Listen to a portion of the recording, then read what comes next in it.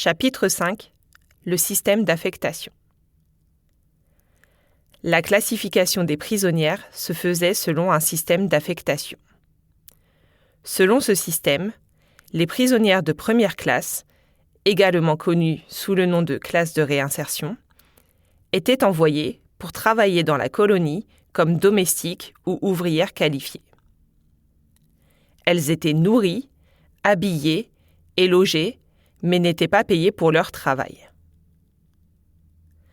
Dans le système d'affectation, le travail était considéré comme la clé de la réadaptation des femmes prisonnières.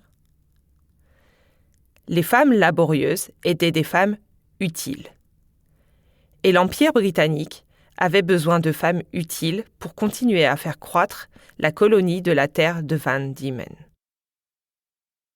Les femmes prisonnières étaient envoyées pour travailler dans des fermes et des foyers de colons libres. On considérait que c'était un moyen pour elles d'apprendre des compétences domestiques qu'elles pourraient utiliser plus tard dans leur vie, lorsqu'elles géreraient leur propre foyer et gagneraient leur vie. Mais ce système était imparfait.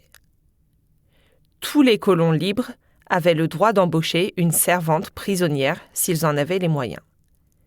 Et le type de foyer où les prisonnières pouvaient se retrouver était un pur jeu de hasard. Les prisonnières étaient livrées aux abus psychologiques et physiques de la part de leurs employeurs. Cependant, certaines se retrouvaient dans de bons foyers et y restaient pour toute la durée de leur peine. Si elles commettaient une infraction pendant leur affectation, les prisonnières étaient renvoyées à la prison.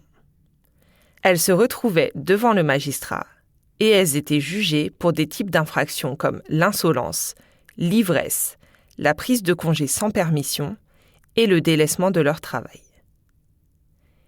Si elles étaient reconnues coupables d'une infraction, elles étaient condamnées à la réincarcération. Une fois leur peine purgée, elles étaient à nouveau disponibles pour l'affectation. Et ainsi, le cycle continuait.